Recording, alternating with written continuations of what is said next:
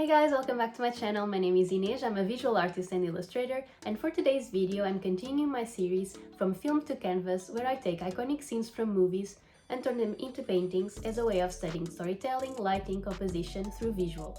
So for this episode I chose a scene from one of the most beloved trilogies of all time, The Lord of the Rings. The scene that I chose is from the first movie.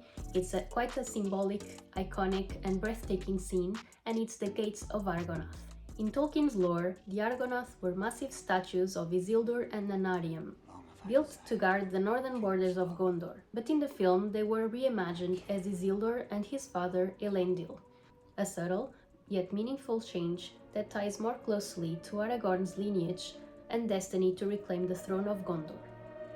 A fun detail is that in the books the statues hold axes, while in the movies they hold swords, with Elendil even holding Narsil, the legendary sword that would later be forged as Anduil.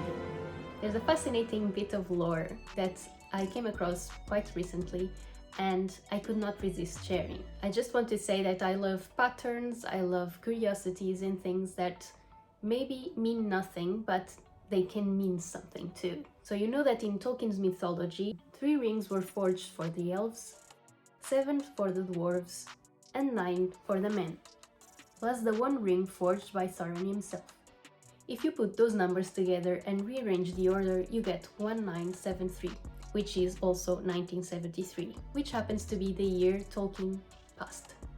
And obviously this means nothing, but at least I find it very interesting and a bit of fate in a way that those exact numbers actually make something that is related with his life, and in this case, his death. This was the little bit of trivia that I wanted to share. I will skip the one that is most well known of the behind the scenes of Viggo Mortensen breaking his toe.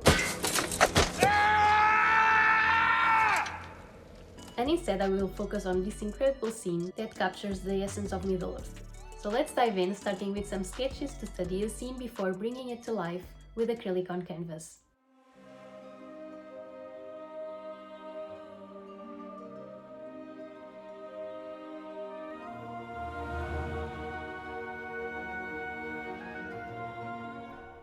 I began by sketching bits of the whole scene, the fellowship sailing between the towering statues. I focused on their expressions and body language to understand the mood of the moment, that quiet awe and respect they feel when facing something so ancient and powerful. I don't think I captured their likeness 100%, but I think I captured their spirit, and that's what matters the most.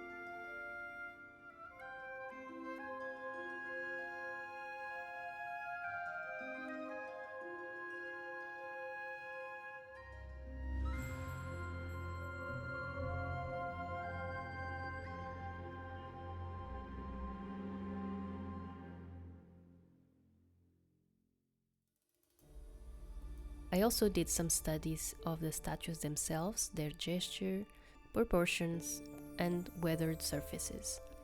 The Gates of Argonath are the heart of this composition, and capturing their presence and strength on paper first helped me to prepare to the final painting.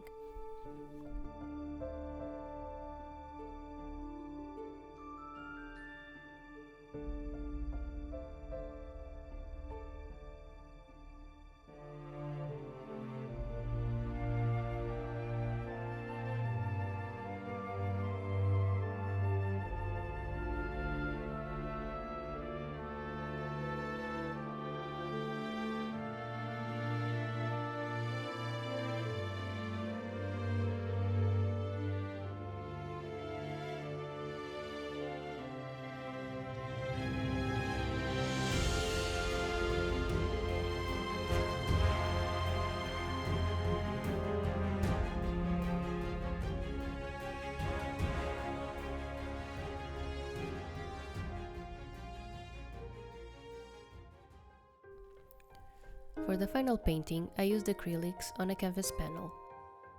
I used heavy body acrylic paints from both Golden and Liquitex. I gave an extra layer of gesso even though it came prepped. It smooths out the surface and softens the canvas texture, which makes the blending and detail work easier.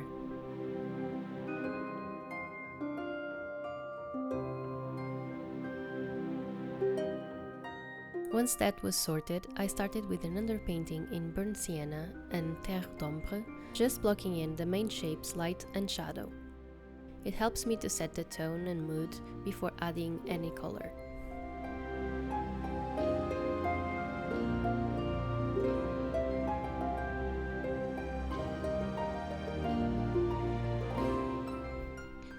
Going back to acrylics after using water-mixable oils was quite an adjustment.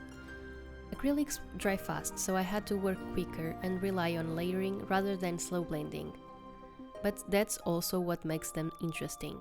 Each layer adds depth and texture. With oils I can blend endlessly, but with acrylics I have to be more intentional. Plan the lighting, think ahead, and use the fast drying time to my advantage. Both mediums have their strengths, so acrylics are clean, fast, and forgiving in a different way. You can correct and repaint easily, which is something I definitely appreciated in this piece.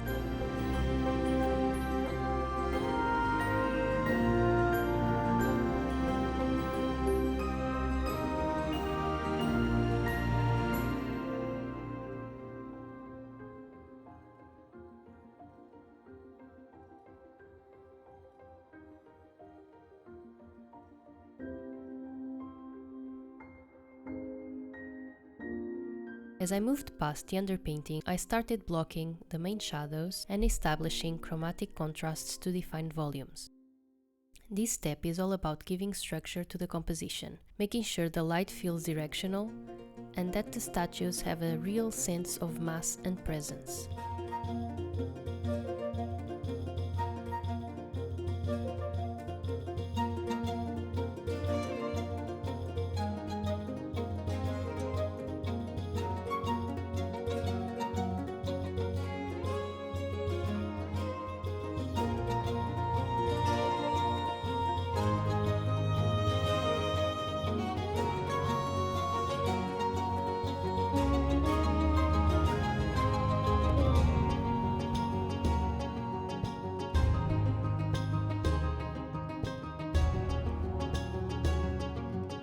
I like using subtle temperature shifts to bring depth, cooler tones in the shadows and warmer tones where the light hits the stone. That interplay between warm and cool helps create the illusion of atmosphere. It's not just about value, but also color relationships that make the form breathe.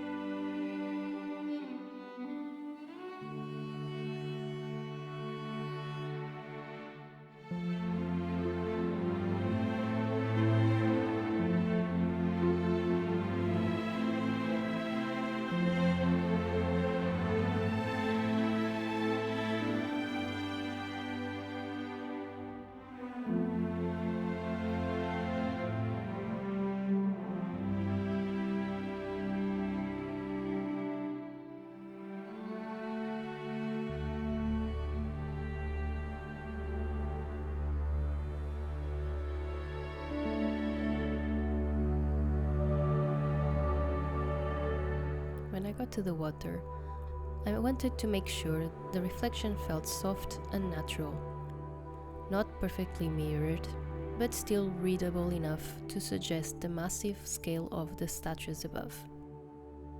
The key is subtlety.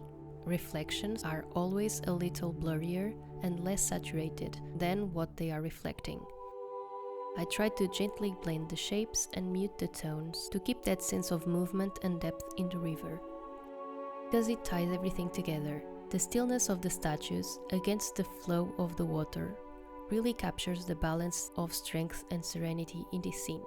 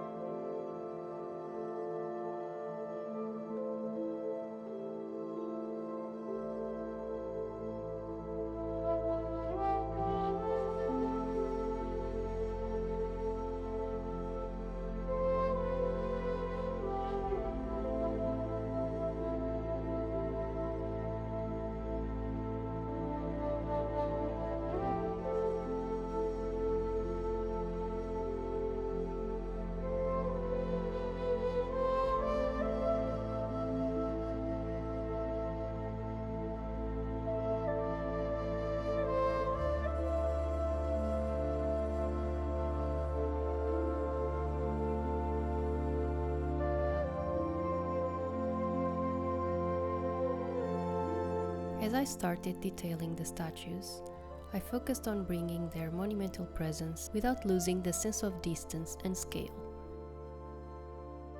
The Gates of Argonath are so massive that even a hint of texture or shadow can completely change how they read. I began defining the faces, the armor, and the folds on their robes, keeping the brushstrokes a bit rough and directional to suggest carved stone rather than smooth surfaces. It's easy to get lost in the details here, but I tried to think more about the overall impact. How light hits the forms and makes them feel ancient and powerful. This stage really reminded me of why this scene is so iconic. That mix of grandeur and mystery that defines the Lord of the Rings.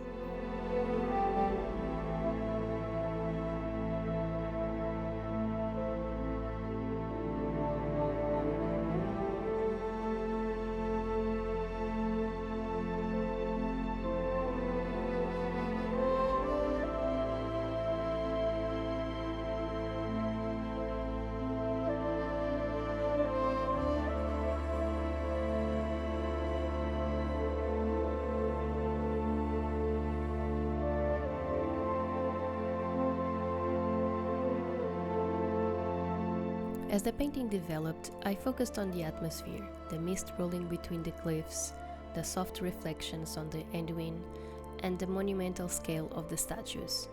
Balancing detail and focus was crucial here. The Gates of Argonath had to feel massive and imposing, but the surrounding landscape needed to support that feeling without overpowering it. This is one of those scenes that truly stays with you. That quiet power, the sense of ancient legacy and destiny.